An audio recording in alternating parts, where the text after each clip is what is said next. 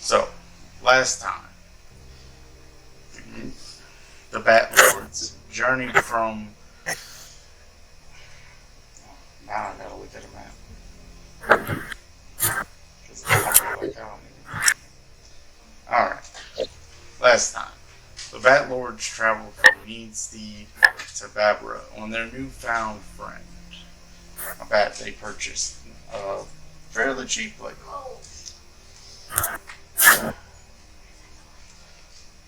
Upon arrival, you sought out the church in which you've taken a quest to find its missing members, the missing congregation.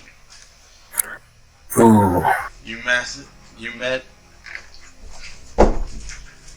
met the priest of the church, Hardard, where he told you about several members of his congregation that have gone missing, and asked you to keep an eye out during the service and see if you can find anything strange.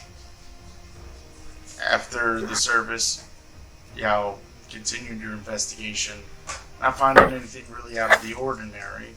Some of you learning a little more about the religion, some of you partaking in prayer ceremonies. As the night continued on, many of you decided to stay up and keep watch. Some of you decided to rest with other patrons. And at the toll of midnight, you were greeted with an unwelcomed guest. Clad in leather and sporting wings, you faced off against the demon inside of the church. One that used the ceremonious flame to try to seemingly regain its power. After snuffing out the flame, you were able to subdue the demon, Eris making the final blow. As the facade of the demon faded, left standing before you was Hardard, with shock on his face, dead. And this is where we resume.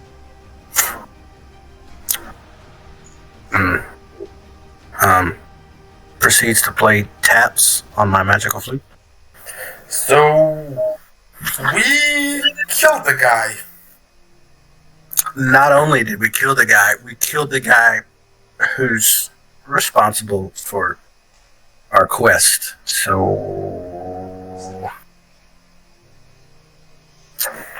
We're probably not getting paid. yeah. Oh, we're definitely not getting paid. It's at this moment, while you are all gathered around the body, that the patron. I wanted to say something. Go ahead. So we should probably call the cops and priest from another temple. Like guards and the priest from another temple. Demonic possessions are not something that should be ignored for any reason. Especially the one that, especially in the situation where the person possessed was a priest. Alright. So it's at this moment that the patron that you, David, were spending the night with, the one you left cowering in the corner as you chased this demon down the hallway, comes running in, wielding a candlestick. What a badass. As he looks around, this towering man he sees Hargard dead in front of you. All of you still brandishing your weapons. A sword laying down next to Hargard. And he says, "You killed him." Point towards Zephyr. Veins just start to pop out of his neck as he runs toward you.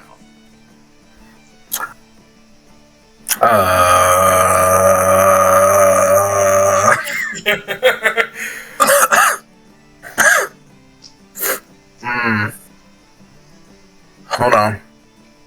Technically, not really. I'm pretty certain the guy was dead way before anything happened, but we do need to call the guards.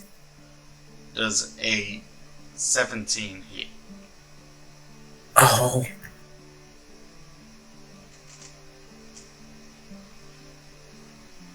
Claudia? No, it does not. Okay. So, as y'all are standing there watching this big burly man come running toward you, he takes the candlestick and throws it at full force toward Claudia, missing completely. But it's clear he's pretty serious about this.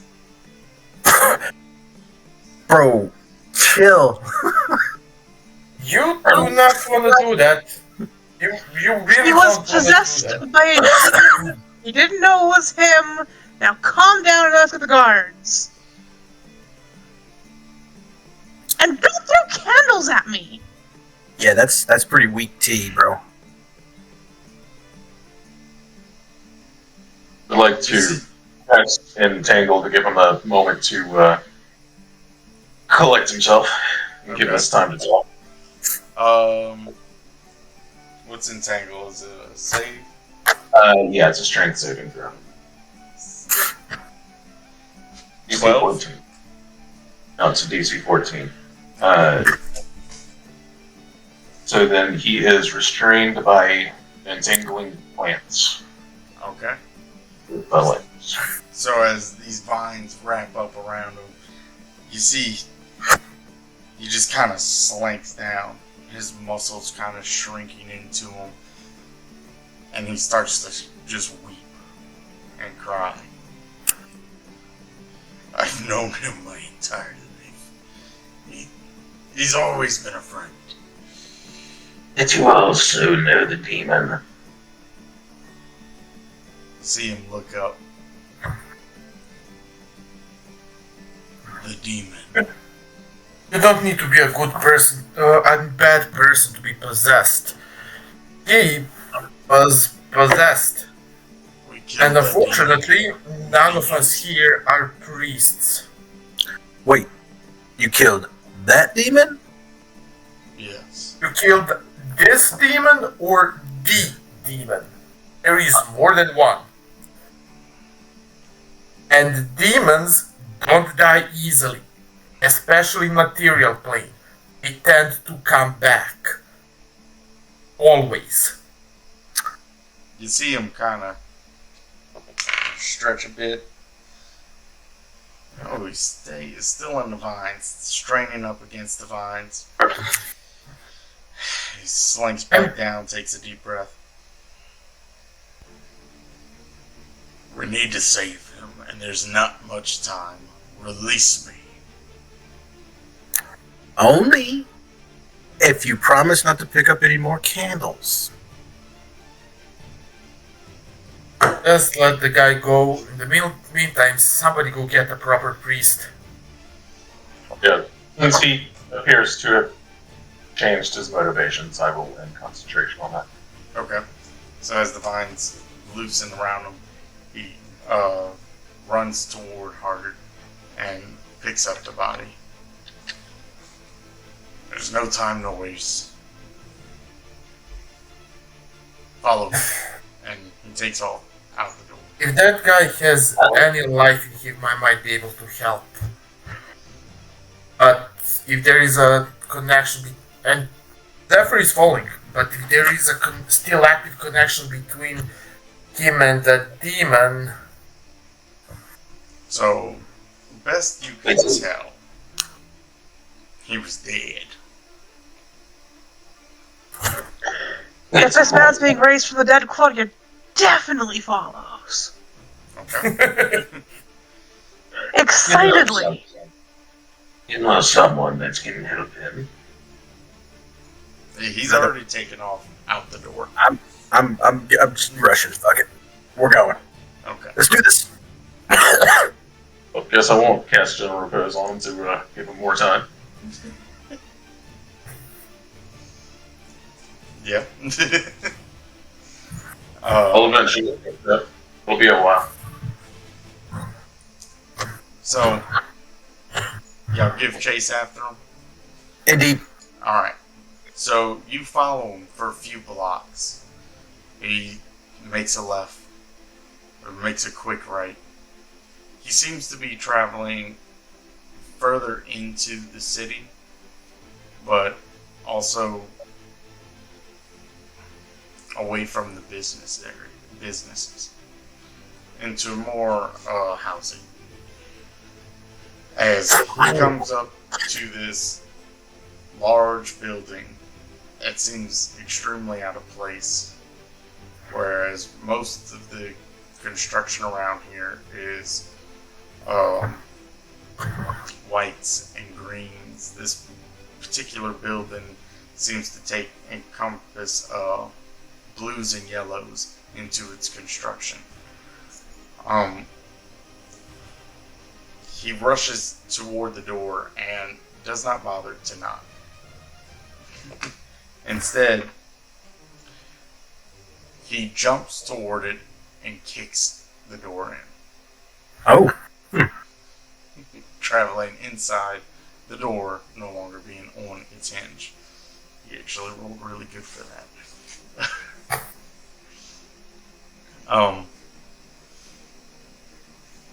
After a moment, y'all catch up. As big of a man as he is, he was extraordinarily fast, even for carrying dead weight. Very literally dead weight. By the time y'all get in the room with him, there's Harder laying on the table, and this man, this patron, is communicating with another elven man. Thin, skinny individual who seems like they may not have eaten in the last 4 days. But he looks at him panically. Damn, off the not the record.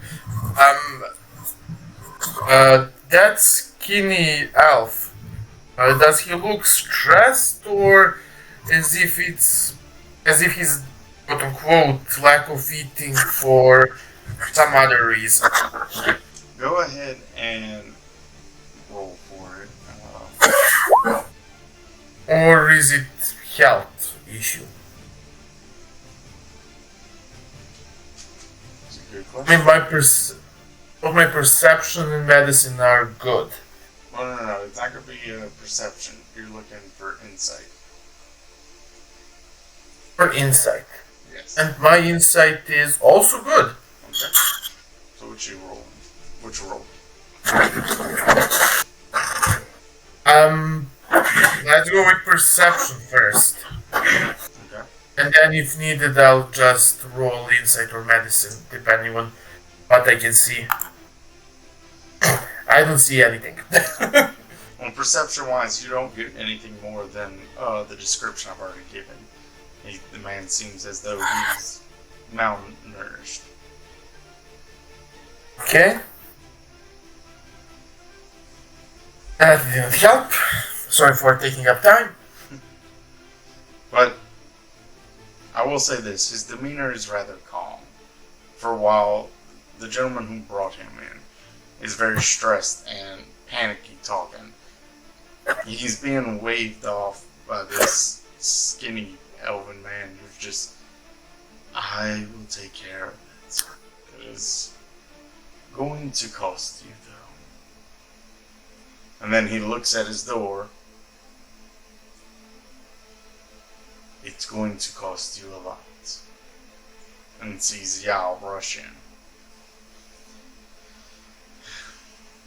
Gather around, I guess. It'll take Garrus about 20% longer to get there than everybody else. Okay.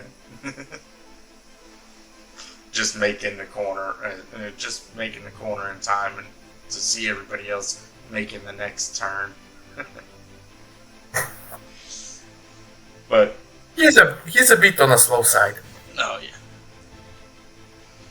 So he waves all of you. Gather round, I guess. Be prepared to see what a true miracle looks like. And he places his hands over Hargit. After a moment of concentration, a strong white light appears from the ceiling over Hargit. The light turns from white to blue and then purple. Stars start to fill in where the light should be.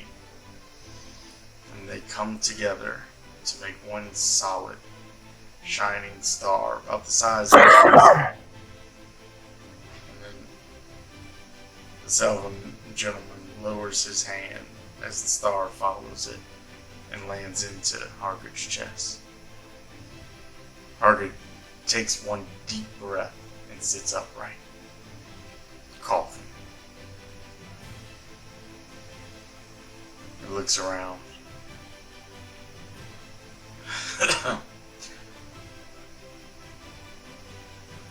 I didn't know. Oh, I'm gonna be. This is probably a wrong question, but do we need to expect that we'll have to kill you again? No. This is different. Different from Before. Oh, before.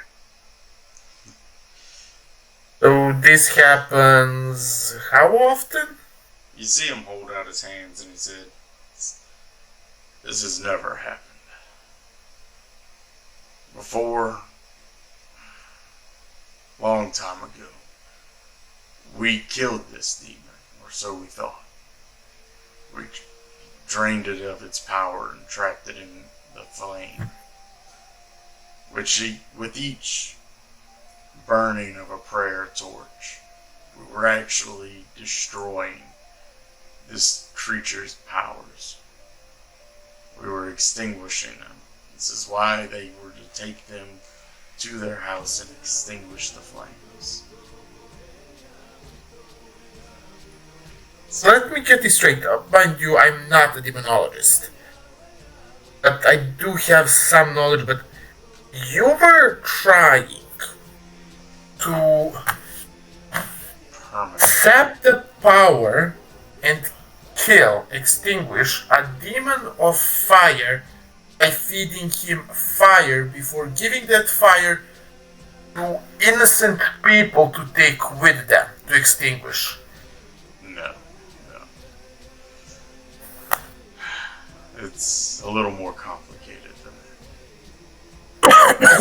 On the record, who picked up the demon spear? The demon sword, Oh yeah, it was spear. I remember specifically. then I don't know, because nobody said they grabbed it. Yeah, I we just did left. not. Somebody did. You grabbed it? Perfect. Besides, I don't think any of us actually knows how to fight with it properly. Well, No, Claire just thought it looked cool and picked it up. okay. Off the record, certainly, your character is necromancer? Detective Yes. corpses? Yes. So who amongst us is a fighter that is a fighting class that actually knows how to use a spear? Claudia, she's an Oathbreaker paladin. Okay, she can have it if she wants. Hell yeah. Alright. So he continues to tell you about how they drained this demon of its power a long time ago, before the establishment of the church. This demon was captured, its powers drained, and placed in the center of the church as a symbol of Dragnica's power. The church is a facade. It existed for one purpose, and that was to extinguish this flame.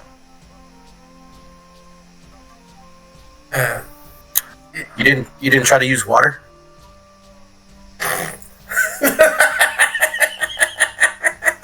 I mean, building a church is cool. It's been a lot of years. We've been picking away at this flame for a long time. Well, We turned it fun colors. Yes. Interesting. so you're telling me that even though we've slaughtered it, it's just gonna come back? No, that was the idea. I was a vessel that was supposed to have been trapping the last little piece of it. Using it, it's what granted me whatever powers I had before.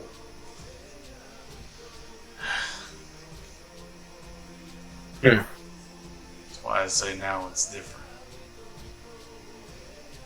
I no longer have access to those abilities. I'm not a demonologist, but even I know that Ed's strategy was a very bad one. It was stupid. I was trying to be nice. But it worked. I'm not.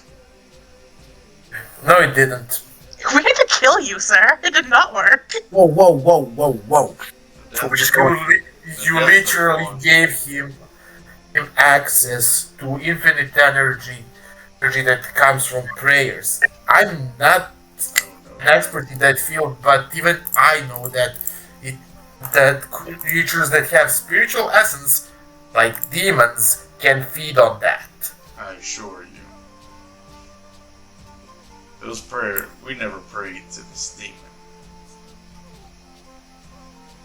Oh, those prayers always went to the one and only Dragnica. See, I used the flame to show Dragnica's power, but Dragnica still lives. Everything else about the sermon, everything else in the sermon is true. The only lie was the flame and where I gained my abilities from. Dragnica is not a god that is active in this world. There are no priests with active powers from him. Okay, that makes sense. That makes sense. Except that there's a possibility that by killing you, we may have released the demon. By killing me, you extinguished it. It had nowhere else to go. Except back into hell, from which it initially emerged, where it will regain power and come back. Well, That sounds In about like- 100 years. That sounds like my next life's problem. Yeah. For now, Oh. we'll celebrate this life. well, hold on. That doesn't explain where all of your parishioners went. Was he just gobbling them up, smoking them? I think so. I think it's why he was able to appear.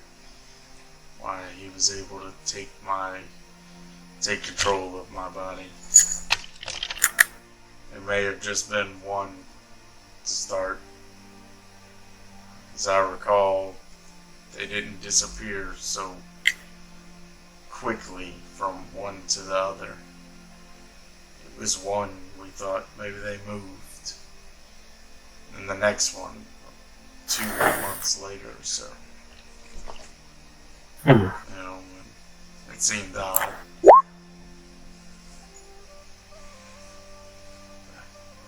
Can demons communicate with people telepathically or magically? Can they communicate with people telepathically?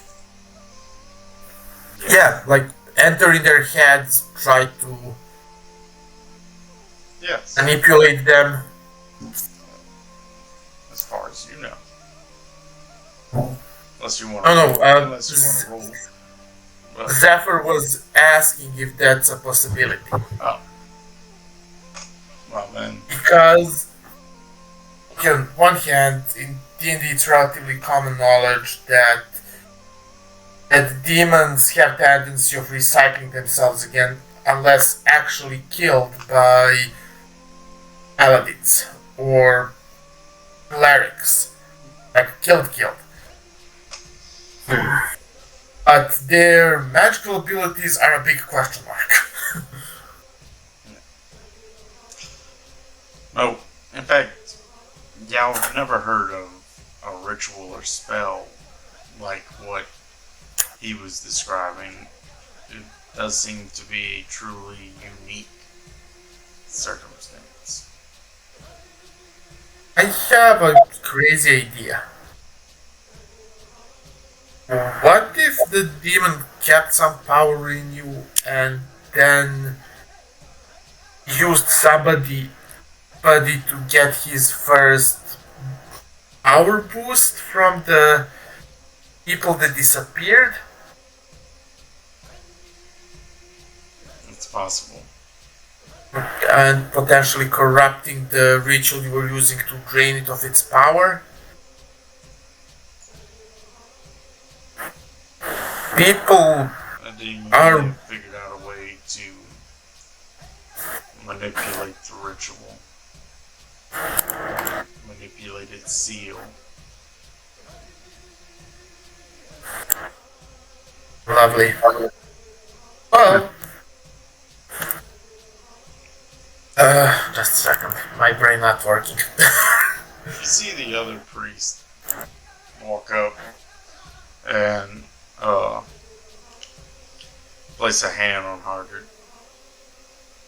The hand begins to glow, as so does the priest's eyes. Though I sense ill thoughts in you, I do sense no evil. You should certainly seek help. A man in your position should not think such things. Somebody's a naughty boy. See, he kind of swats his hand. David, behave. You see, he swats the man's hand. Ignorant, you fool. It was never me who was such a flirt. I apologize for him. He is an ancient relic, whose services are no longer required. And he just waves his hand and says, "You are at my house, bleeding on my table after all. But if when you see yourself out, you can fix my door." So he looks to the big brawly man and leaves. Makes his way back up the steps. Someone pick up the door so I'll try to help fix this a bit. Mending. There you go. And sure enough, you're able to repair the splintering wood as it melds back to itself. The hinges still intact. Hardred gets off the table. Let's return to the church. We can talk more there. I'm certain there's tea. Hell yeah. And he makes makes his way back toward the church. On the way back, I'm like, so are the leathers like your pajamas, or did the assless chaps come with the demon? They came with the demon. Uh-huh. I hope they were Sus. assless. They were. I'm very sorry to tell you, they were. Well, Got a full view. happy you killed me then. As y'all make it back to church and he begins to make tea, a few minutes go by in solemn silence. Then he comes back and he pours each of you a glass. Thank you all. I truly cannot express to you what it means that you were able to do what is necessary. Drink the tea, and in the morning, I will give you your rewards, and we can leave. This business will be settled. You're not worried this thing will come back? No. David, it's really not our problem. Once we finish the mission here, it's... Alright. Alright. Just trying to watch out for the little man. If the problem reappears,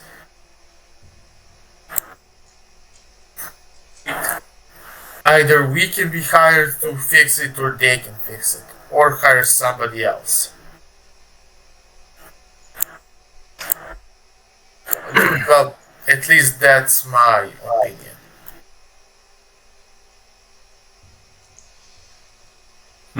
I would like to give warning, though. That spear, it's probably ill-advised that you keep it.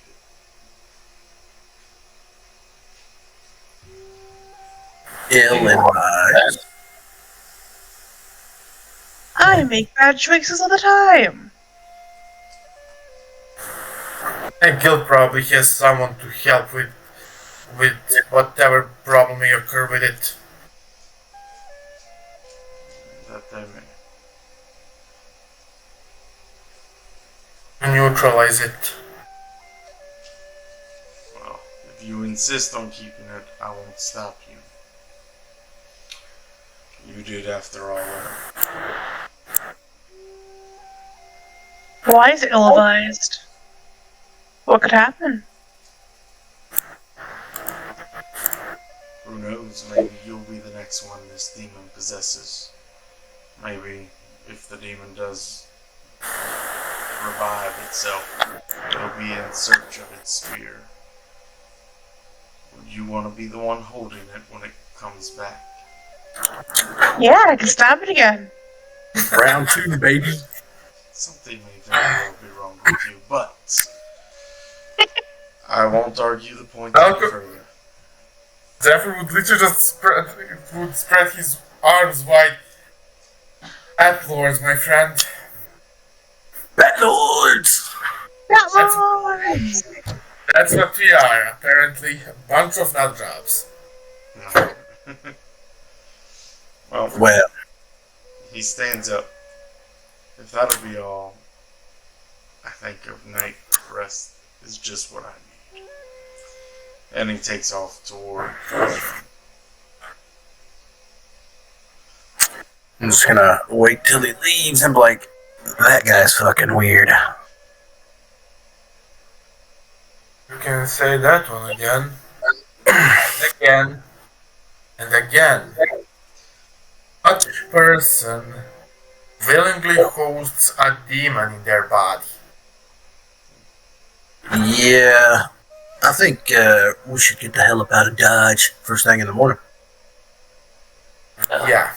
Often we get Zephyr would send order to Cinder. keep an eye on things and to wake them up if anything unpleasant starts happening. Okay.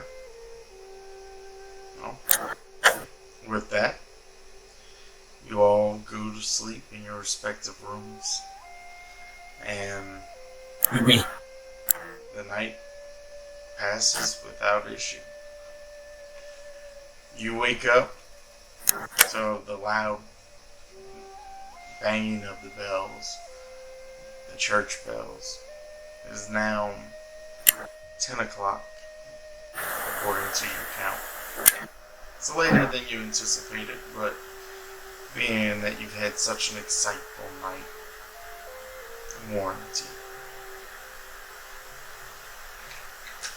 As you step out of the rooms, you're met with the smell of cinnamon and make your way into what is the kitchen, essentially, where Hargard is placing a warm loaf of bread down on the counter. Good morning. is that cinnamon raisin? It is a family recipe. Though there are no raisins in it, there are berries.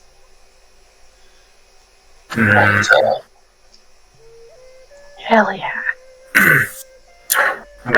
May I have a slice, please? Let it cool. You'll burn yourself. As he takes a knife and begins to slice each piece. As soon as one comes off, just grab that hot ass piece of bread, shove it in my mouth. It is warm.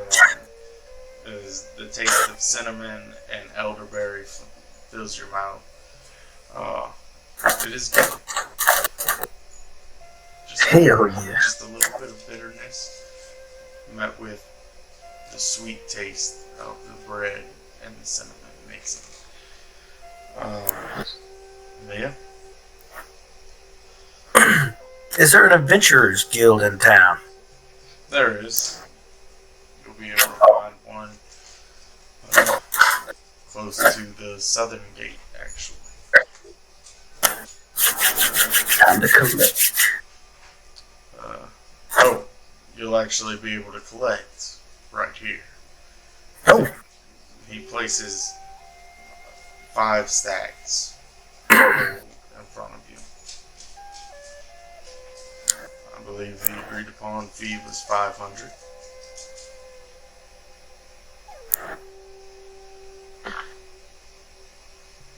Hello, Max.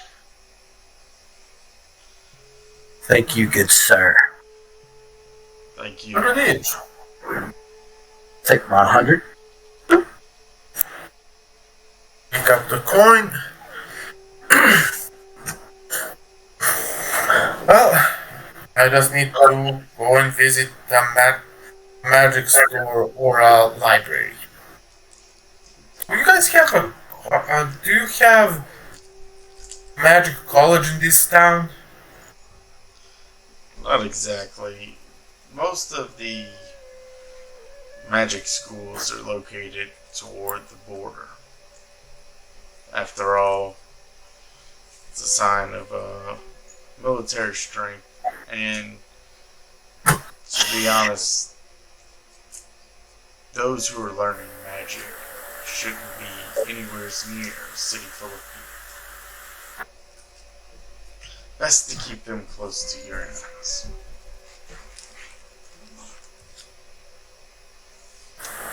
But, if you'll take out your map, I'll be able to point to you the closest one.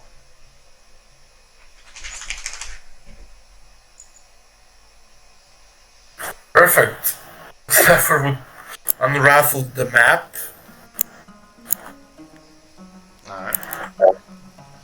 So, as you take out the map, it points there at it. If you look here, the Zolgak Academy. That would be our closest wizard school, so to say. Academy of all things magic. All things? Yes, truly all things they do teach every school, and there is a division for clerics, though not everyone who attends is granted magic. As you know, clerics don't manipulate the weave as wizards do. No, I love the weave. Clerics are granted their abilities from their patron. For those who go thinking they'll be able to slack on studies and try and join a patronage, not fully being a supporter or a believer, typically not granted their abilities, and it's kind of comical, honestly. I attended there myself. It was great.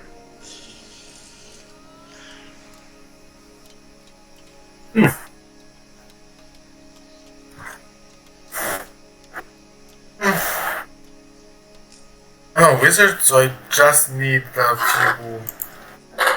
Yes, I'm fully aware that wizards generally avoid being learning how to throw a punch or use magic Well, or at the Zolgak Academy, they do have a weapons training class, and it is advised that everybody learn to use one. For, like I said, not everyone is magically inclined. anyway, just want to further my studies a bit. I'll warn you. Enrollment at the Zolgak Academy is enrollment in the militant forces.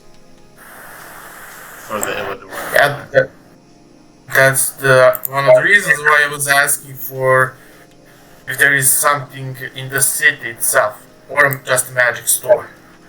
Oh, yes, certainly. There are shops. There are libraries, and you'll be able to find books there. Of course, you'll have to train Okay. yourself, but I don't see that being an issue for you. Thank you, and sorry about taking up your time and killing you.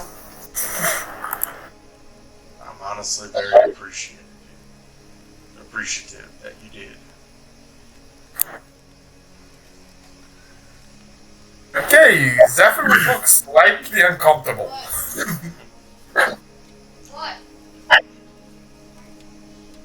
Maybe at this academy they can turn me into a badass. Enid, you're You already already a are, badass. Thank you. You guys are such great friends. I wonder how our bats are doing. Dear God, I hope they didn't eat the wrong person.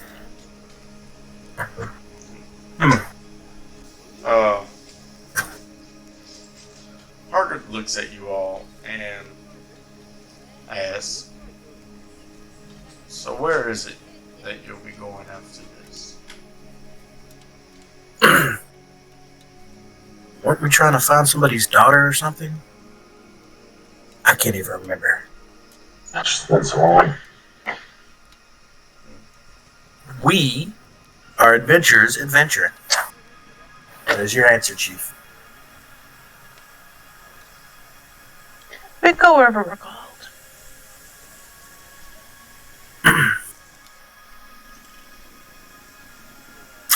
Fair enough. To give y'all a quick reminder, I know it has been a while since but y'all were making your way back to where y'all first met at the festival.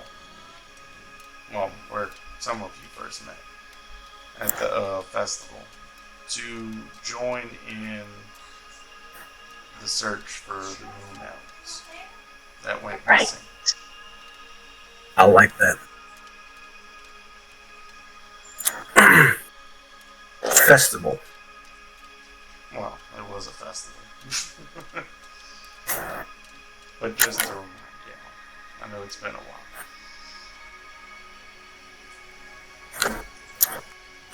Alright. Think it's about time to roll out, don't you guys? Seems that way. Zephyr, was there something specific you were looking for?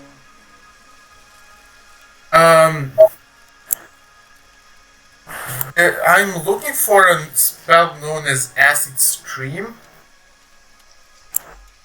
because it has potential to. It has a huge damage potential for very little resources. Okay.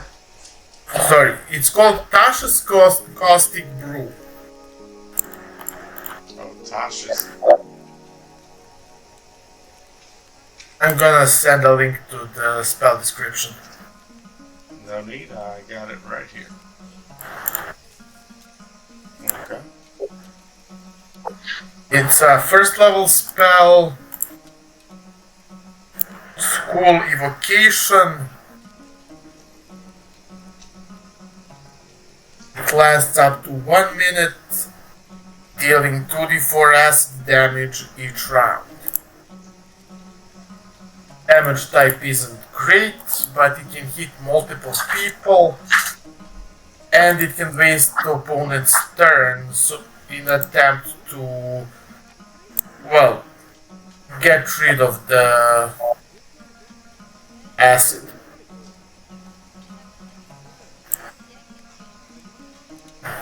Okay. So, without wasting too much time to find this, to do the shopping trip, I will say that yes, you're able to find that, but it's going to cost about 150 gold. So, all the gold we just earned plus 5 platinum. Yes. And then 5 platinum on top of that to write everything down. Lovely. This is a reason why I do not play wizards. Wizards are definitely costly characters to play. Yeah. I mean, they're powerful. Definitely, and it can be considered overpowered as long as DM is a person who doesn't care about the cost. But So, Or that pays you well. what's that? It's an or that pays you well. Yep. So, after a little bit of shopping, you make your way back out the southern gate. Y'all are going to find the bats, correct? Yes, sir. yeah, Alright. Well, as you recall, I believe I left the barrel of food at the gate. Transform back into a draft horse to carry that barrel back to the forest. okay.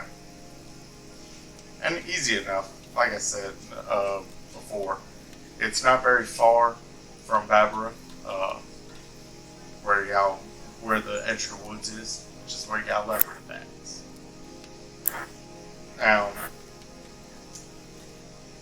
it's only a few miles after you make it there. Go ahead and roll an animal handling check.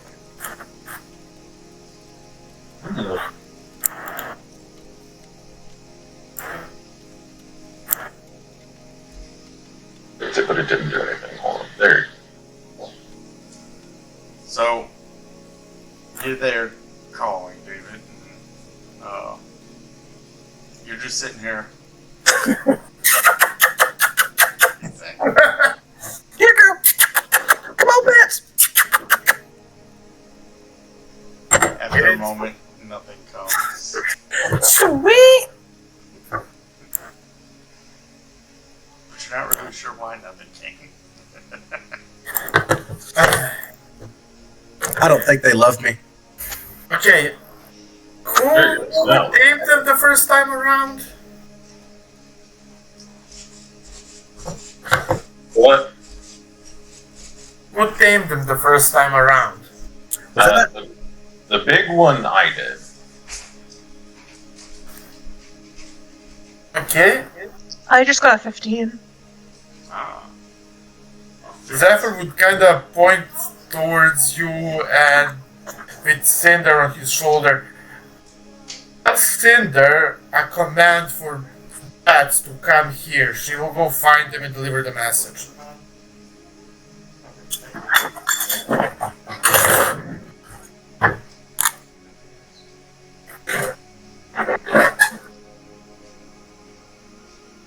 What's that?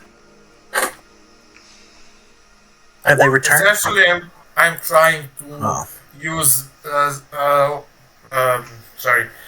use Cinder's trait mimicry to act as a messenger bird for the call the bats back. Okay.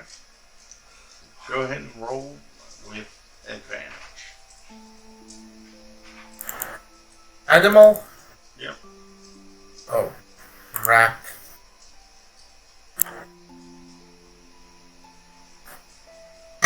That'll do it. So, after several attempts, and a few minutes, Zephyr, you managed to make almost a perfect mimicry of the bats calling. And you Actually, it was Cinder that made the call. Okay. And you hear out in the distance the sound of like tree branch limbs breaking and other birds just take off flying. A breeze blows up against you, coming from the woods. As appears before you a short satyr. Horns that curl back behind its ears. And You're not a bat. He's just sitting there dancing.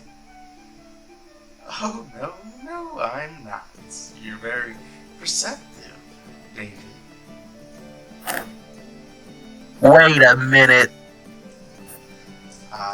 Introductions are needed, are they not? I already know all of you. Eris, Claudia, Zephyr. But you may not have heard of me, which is fun. I like this. This is surprising to you. Brings me joy. My name is, and he poses, Falah. But you may not have heard of me. Many people don't hear of me until they've met me. Yet none worship, but all will play. I am the god of games. Oh, rewind that back. What was that first part? Started with a G? That's Games. I Won't you play? am a god. Well, Can we have our bats back? Oh, that is an excellent question. See, y'all have intrigued me. You've managed to tame and befriend such wild and mysterious creatures. Most people would go for a horse. Not you. You're all so strange, so unique. You decided the giant bats, and I love it. You made it your persona. So yes, I will give you your bats back, but only if you play a game with me.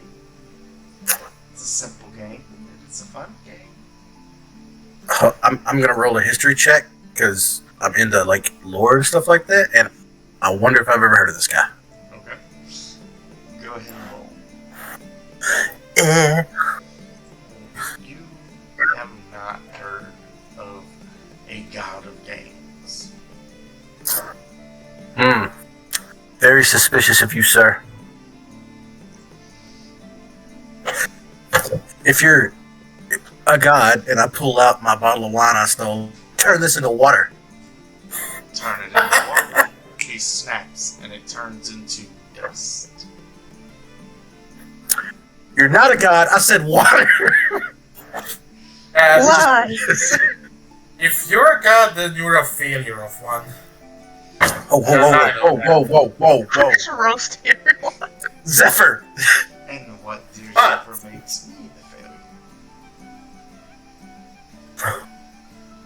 failure? I'm sorry, what did you say? What makes me a failure? Are you not surrounded with many games? Here I am before you, ready to play one, in fact. But yet you say I fail.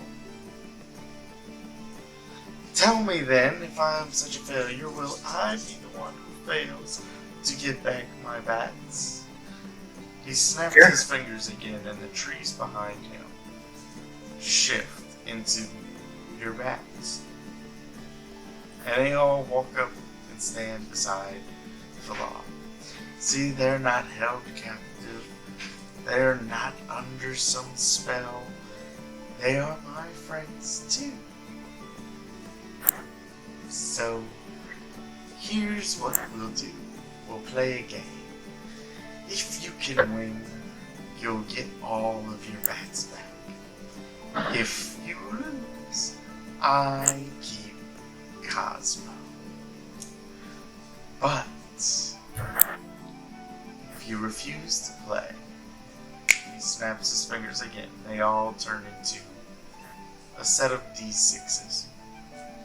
I will keep them in the shape of these dice forever. You're an asshole. Who just kidnapped people's bats? That's so rude.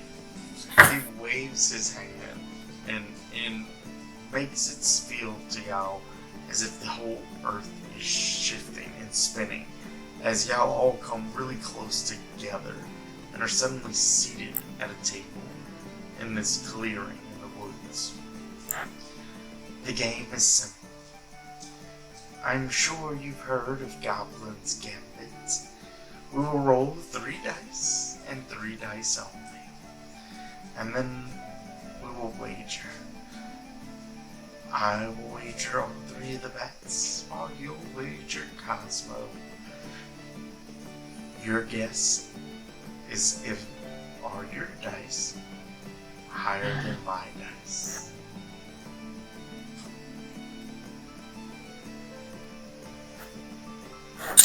Oh. The stakes are off. If we lose, you take something of ours, but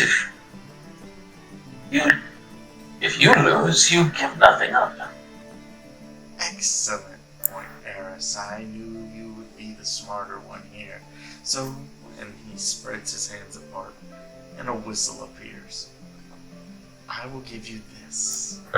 This whistle will call the bats to you, no matter where you are. They will hear the whistle and know it was you calling them. This seems like a fair trade. Cosmo, in the exchange, you always have your friends. And my promise that I will not play games with their fate again. Well, I guess we really don't have a choice now, do we? God of games. There's always a choice. You just don't like your options. There's a difference there, David. And he reaches out his hand. Do we have a deal?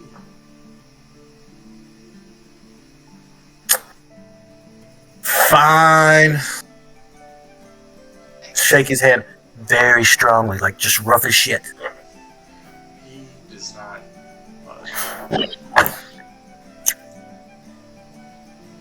But, not letting go of his hand, you use my dice. Make a persuasion check. Okay.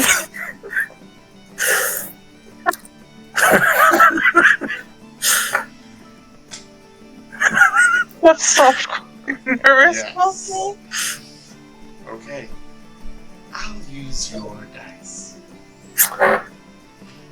Gently hand him the magic dice. He hands you the 3 dice that he just turned. 3 dice that he basically made out of your bats. You can use these. Alright. Roll Oh, 3d6s, but don't roll them on roll 20. alright.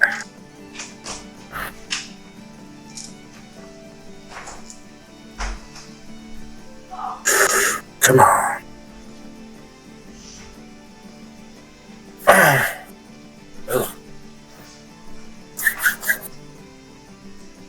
I rolled mine, buckaroo.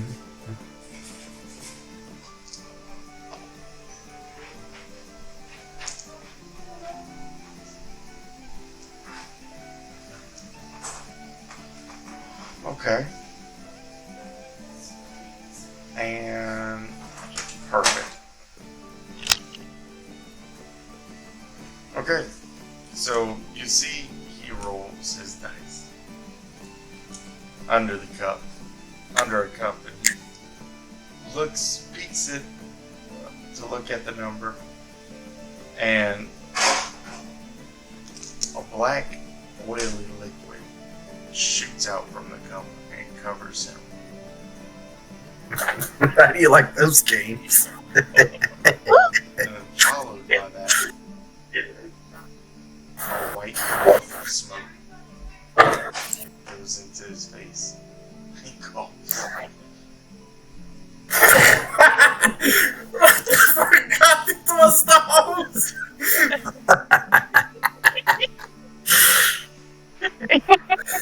Very clever. Very clever indeed. It'll take more than just some free dice. And he wipes his face.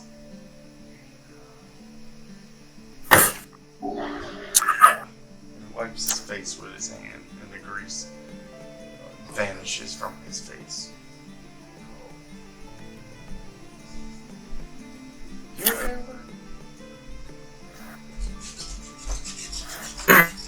What's that? The grease vanishes from his face, and he looks and says, "Your bet." My bet. That's right. Do you So all think yours are higher than mine or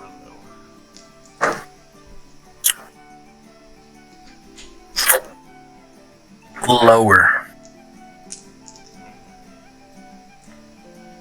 And I will bet that my dice are lower.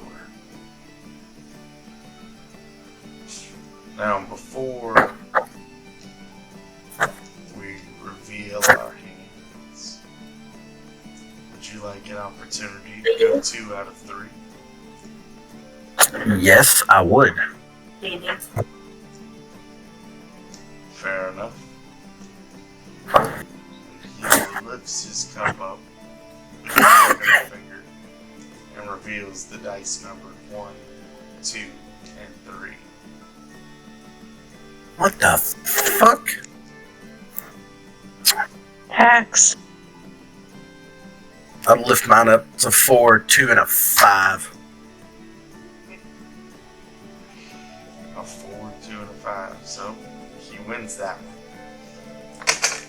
Shall we? Again. Please, yes, roll those dice again. Roll one of them.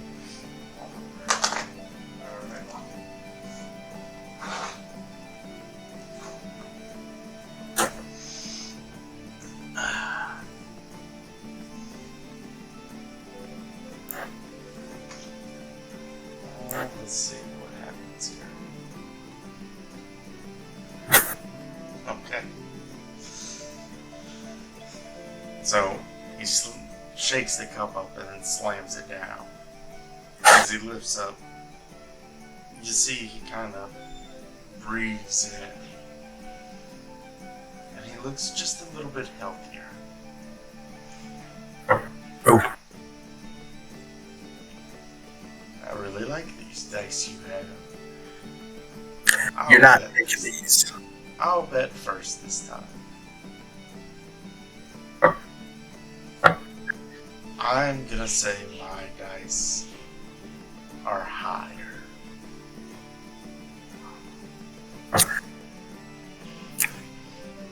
Mine are higher. And he lifts up his cup and reveals a 1, a 3, and a 4. Pull my cup away, a 6, a 4, and a 5. Alright. Hell yeah. Well, this game is getting interesting. Don't you see? It's 1-1. This is why I offered you the 2 out of 3. It would have been boring just to win outright, but now the tension is mounting. You have gained a win. I have a win. Everything lies on the roll of these 3 dice. Take my cup, shake it up again, slam it on the table. You talk too damn much, son. Play the game.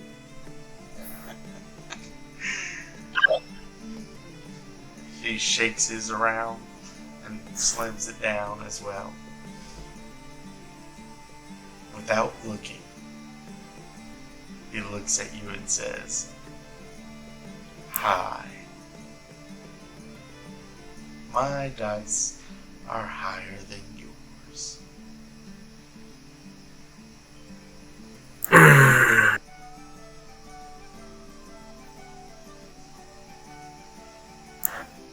Well,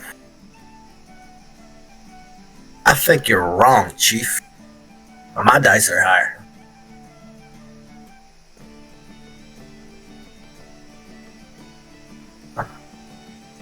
He lifts his cup up and reveals a 2, a 3, and a 4. Smile triumphantly. 2, 5, 4. That's 11.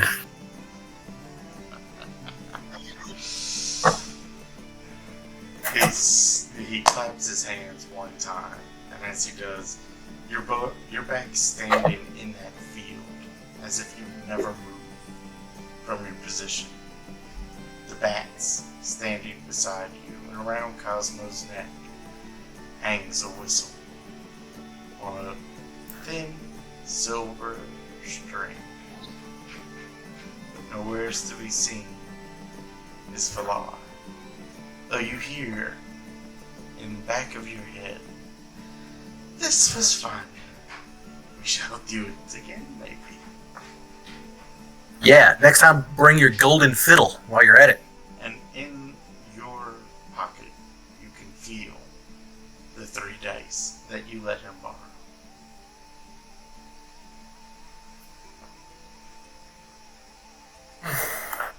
Well, Well, we That's have a interesting. stalker now. Yep.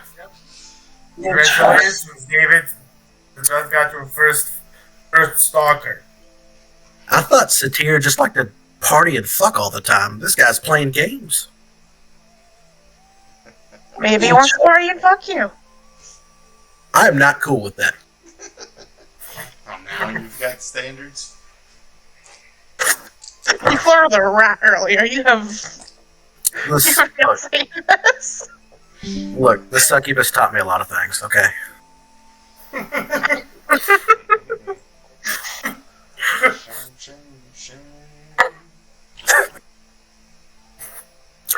So the bats are standing. Are the bats still nice? No. You said they. They're Okay, they're standing, back. they're standing beside you. And I'm gonna run around Cosmo's neck hangs a little whistle on a silver string. I'm gonna go and pluck that thing off of him and then like smash that bat's face and be like, "Oh, I missed you. You took a pretty good. You." You're just rubbing his face up against yours. Yeah. But,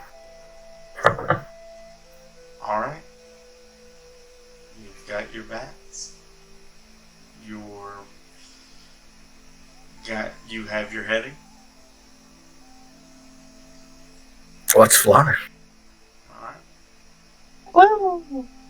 We're gonna use that flute to play a triumphant tune as we soar through the air. All right.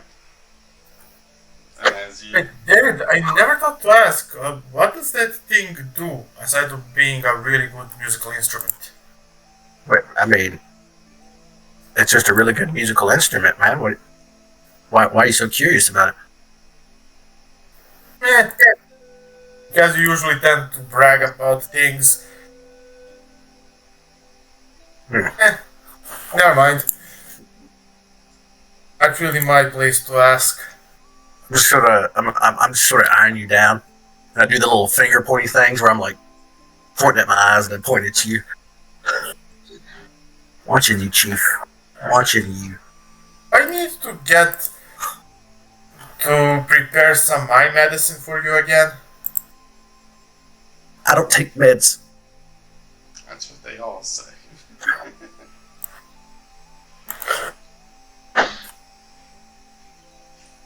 All right. Right. So I'll prepare something when we're down on land. just to be clear, so we're heading toward this green dot here, or do y'all want to stop off at Allen Glen first? Y'all are currently right there. The pink dot.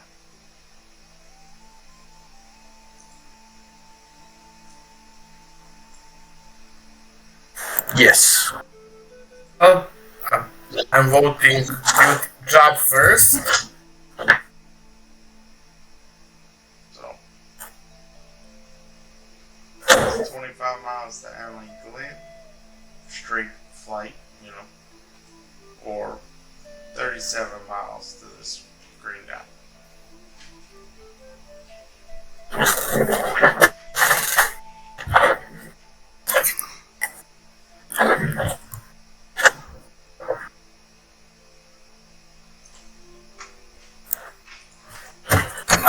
Alright.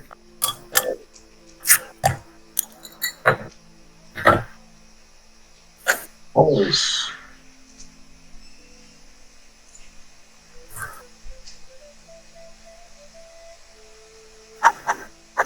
What are we doing? That's why I'm asking. That's Oh, yeah.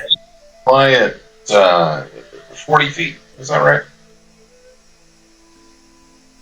I think I put Snooty's speed at 50 feet, which is the same as an air cobra.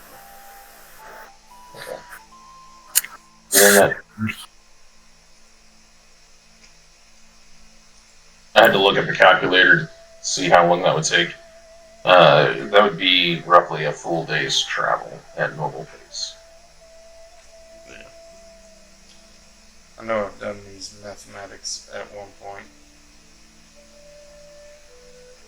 I didn't know how to do the math. I just googled the calculator.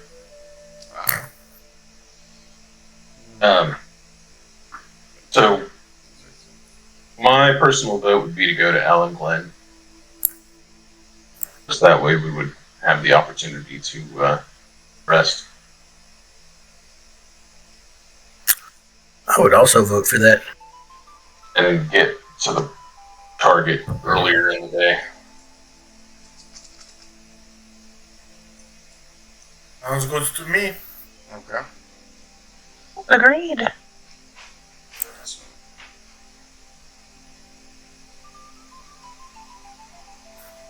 Y'all can basically travel 45 miles a day on Snooty's back. And that's 8 hours of travel. It's 5.5 miles an hour. So,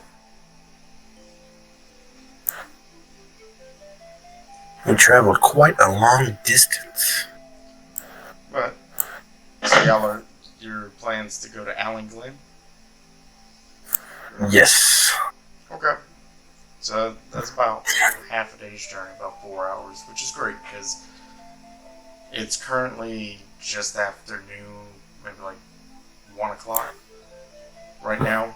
As y'all get on the back of Snooty, load up the barrel of grain that y'all had, a feed for him, you take flight and fly for the next 4 hours. You get there. As you arrive in Allen Glen, it is currently getting dark. The sun is starting to set. It is, after all, the fall. But as you come to land, Allen Glen is not a big city. It's actually a very small town. As you're flying in, make a perception check. Remember.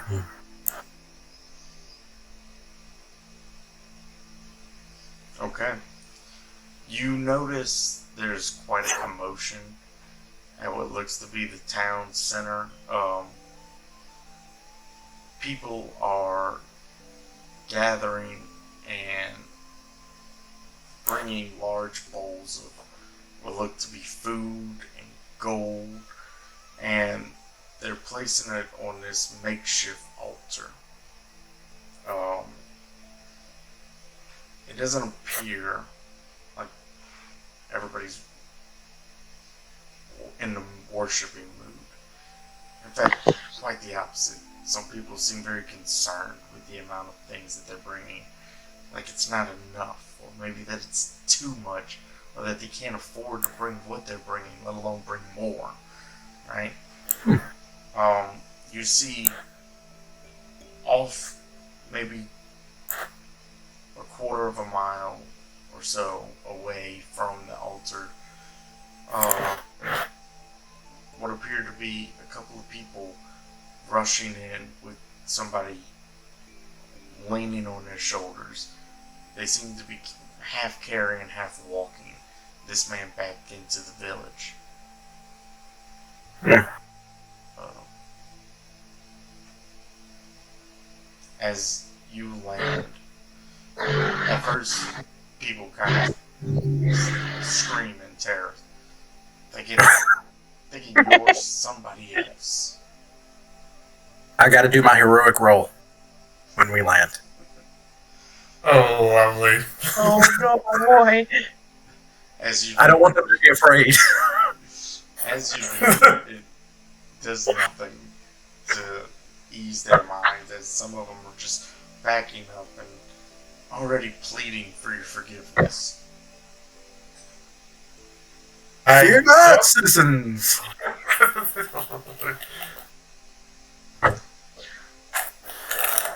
An older man, a human, holding a large wooden stick, walks up to you. We have nothing here for you. There's nothing left to rob or raid. We're already under someone else's management. Be gone with you. We've got nothing more we can give. People are robbing from you? Yes. Despite our group's look, we're not robbers or raiders. I know Claudia's kind of terrifying. She scares me too. But we're actually Once.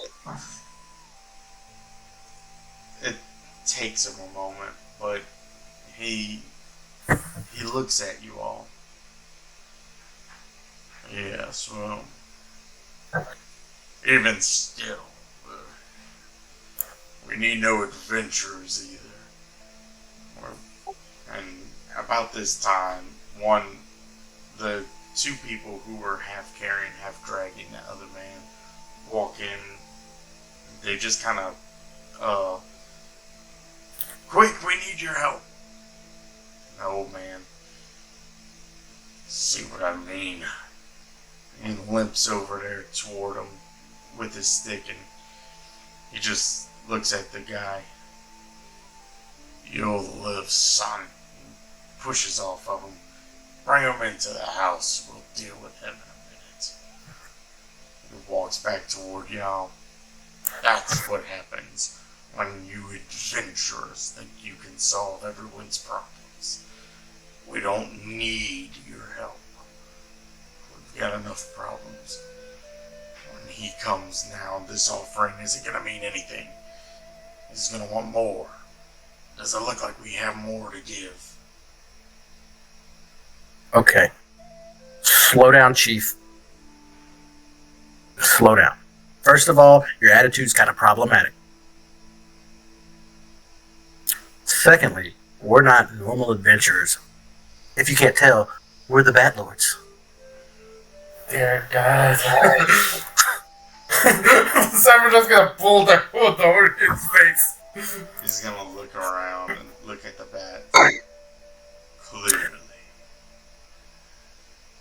That man needs help. And I'm taking a wild gander here that your whole village needs help. Maybe there's like a gang of orcs or some vicious cult. While this conversation's going on, I'd like to approach the person that appears to be injured. Okay. They already started to kind of drag him into a nearby house. But, yeah, you make it over there to him easily enough. He's laying in a bed. Zephyr would also follow after the sick or injured person.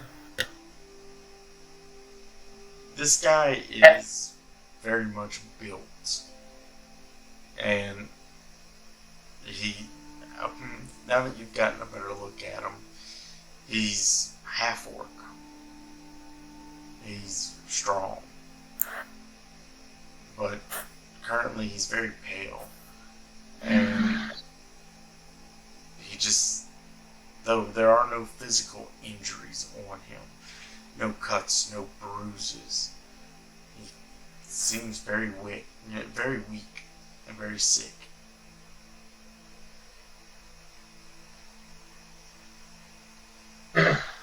Yes. Does he look malnourished or dehydrated? Make a medicine check.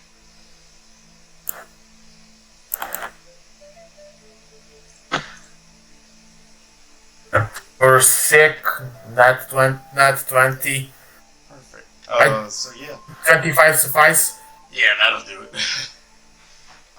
So you've learned his genealogy. He's actually half, yeah. He doesn't seem, malnourished. A little dehydrated, but it could be because he's sweating so profusely. But he seems almost plague-ridden. Sick. Very much so. Do I have idea what it might be? Looks to be maybe some form of pneumonia, judging by the sound of his cough and the wheezing. But it just seems like it's sapping the life out of him. It doesn't seem natural, this sickness, this disease. And while you're looking over him, he looks at you and says, "Help." I wasn't ready for him. I didn't even see him coming. Or who?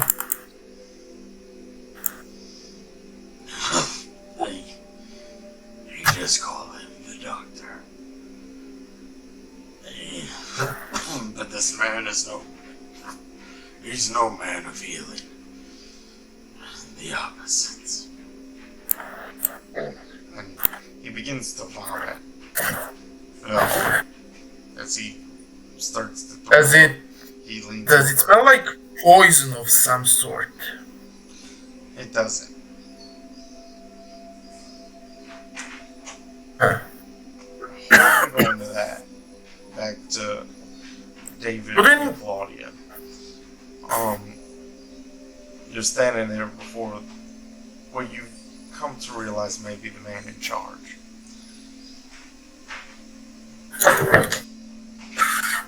Like I said, there's nothing you can help me with. Unless you want to provide me more things to give this bandit, this thief, this fucking disease.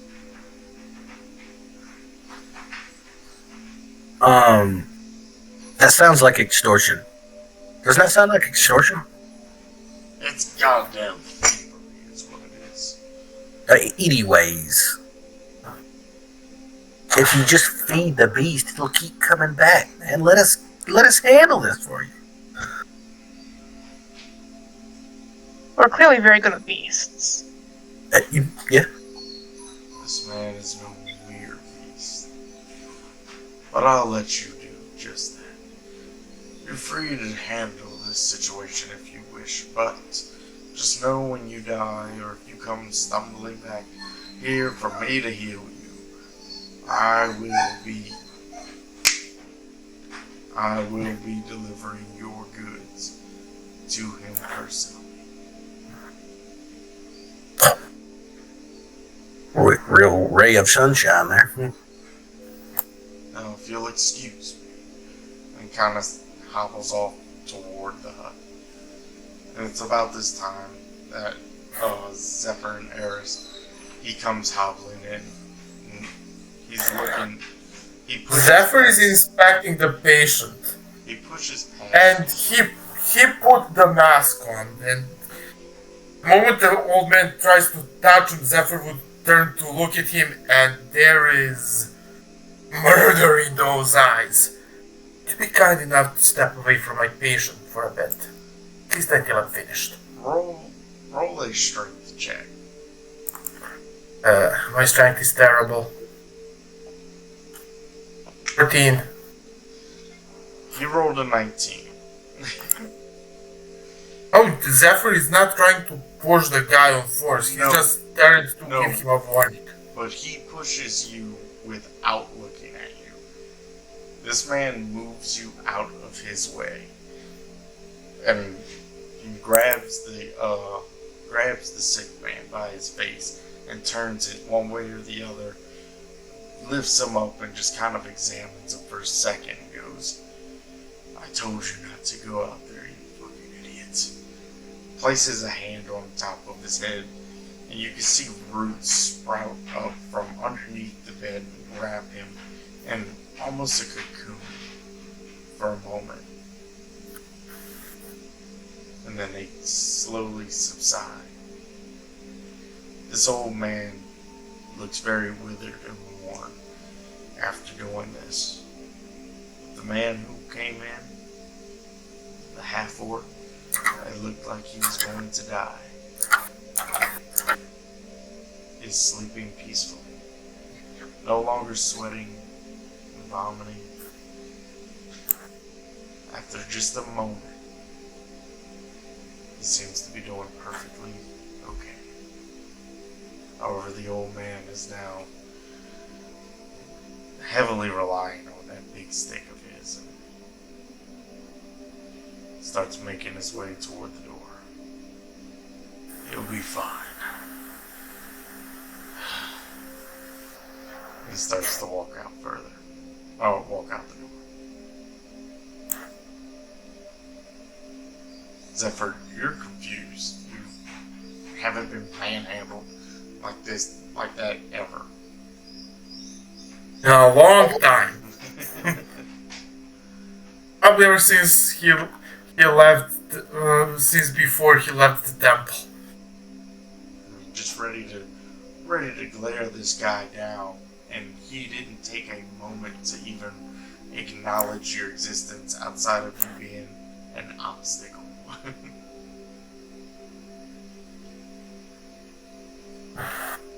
Well, that's problematic. Had a few more minutes, I might have been able to figure out what disease it is and how to cure it without relying on magic.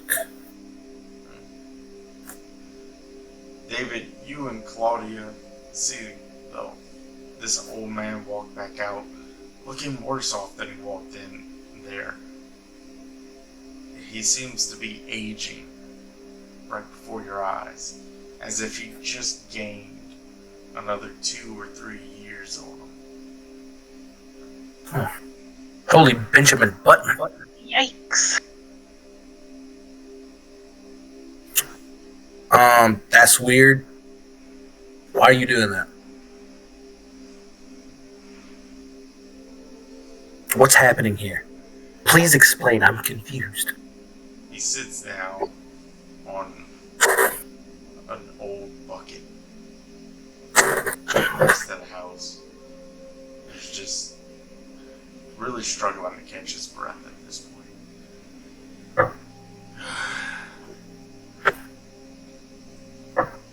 Not long ago, a man showed up, and he demanded that we just pay him a toll. In exchange, we gain his protection. Protection from what? I can see you wondering. Protection from him. From himself.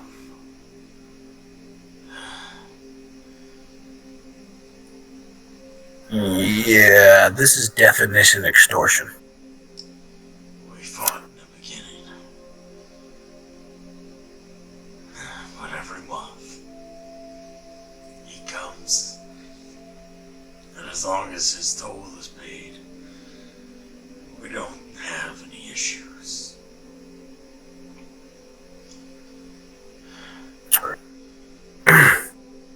Okay. That explains that. But you just aged. What the fuck? I used a spell my master taught me.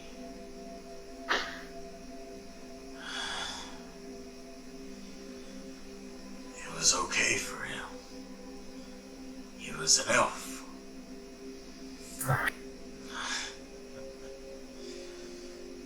Elven magic can be used by more than just elves.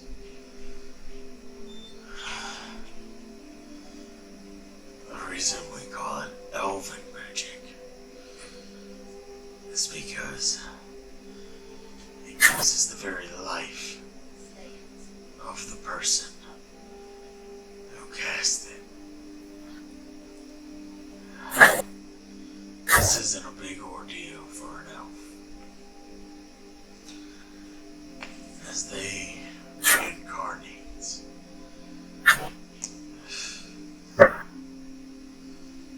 they almost have unlimited magic.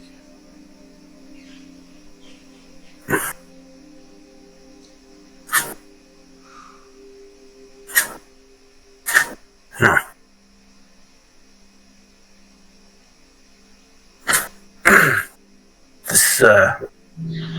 This man that came to your town, what does he look like? What does he do?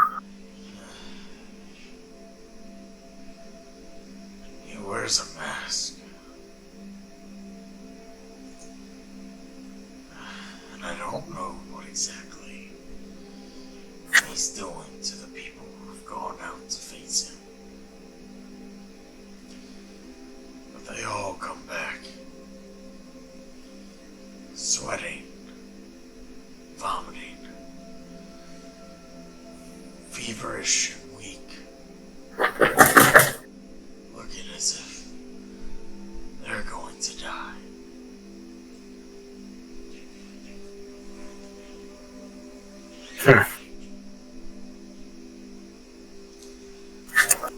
Tonight he will appear again.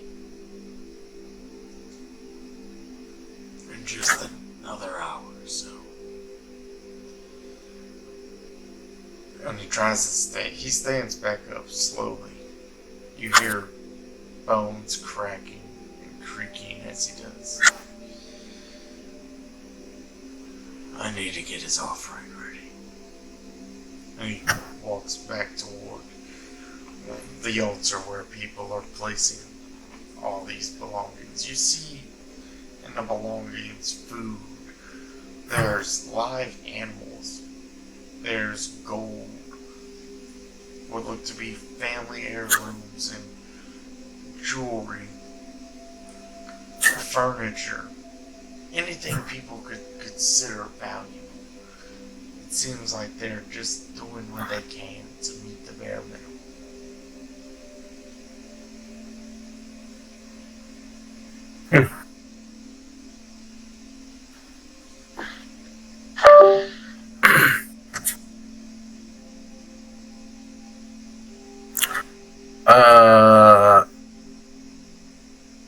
Team meeting?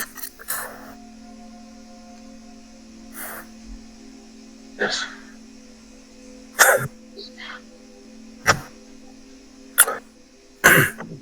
Is the team here, team?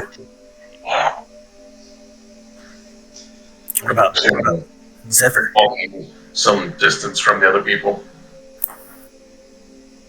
Zephyr is coming out of the place. Oh, me too. I'm not for sure, but it's just giving me a hint that this guy's probably not a good person. We probably need to help this village out by taking him out. You know what I mean? What gave you that impression? Okay, first, DM. Yes. I want to check something. During the exam, could I have guessed if the disease was natural or not? Or was it a poison or combination of the two? So it wasn't a poison. Okay. The term natural is a little Natural hard, occurring. is a little hard to define, but I'm gonna go with no, it's not naturally occurring. Yeah, we'll go with no. Here's I'm under the impression that this is a curse. My background as a death cleric, I believe this to be a curse. You would be close.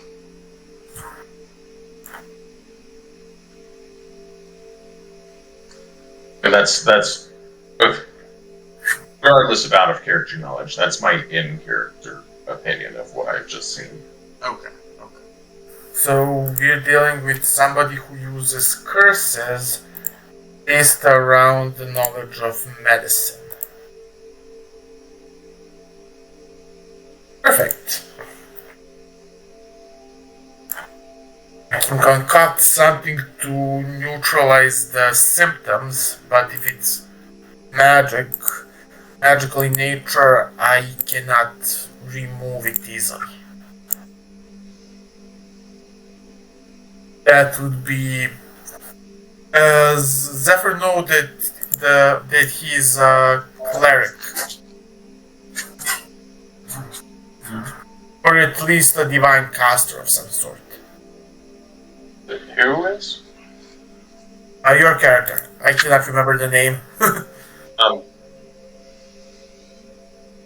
don't know. Eris. I've mostly used my druid magic around usage. Right. Healed somebody who hadn't joined yet. That was the first session. Right. Sorry, my brain doesn't work all that well. Right. Do you know how to break curses? Oh, that is magic beyond my abilities. That's not good. I think that we should take use of being an lords and follow this character away from these people. The doctor potentially could maybe use these people against us. Be strong enough to bestow curses. If we have patience, we can probably use Cinder to follow him as long as he's not teleporting. You don't even have to step out. And we see where he's located, then we can plan.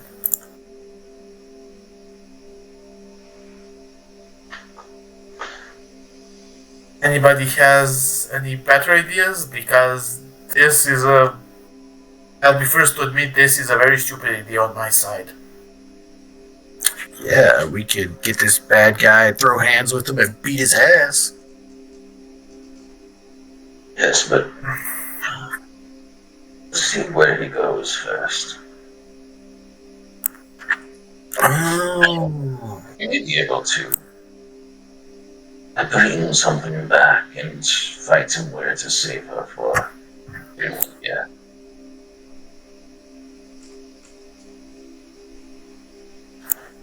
Talk about like a sneaky tracking quest. Yes. Sneaky tracking quest.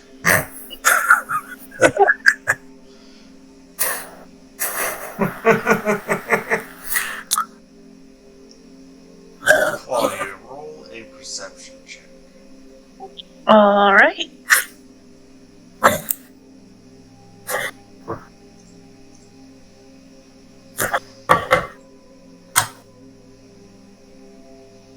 Fuck yeah, not 20. Okay. Perfect. So you pick up on it before anybody else does. It starts as a low murmur, hurried footsteps. But then you hear it as the word begins to spread, the gas. People begin rushing toward their own houses, some crying. You turn your head in the direction of the commotion, and you see, calmly and coolly, and emerging out of the darkness, a figure wearing a long jacket and a white mask covering his face, with a red filigree going up one eye of the mask, and a large grin going across the front. This gentleman is walking up with measured footsteps as people are racing away.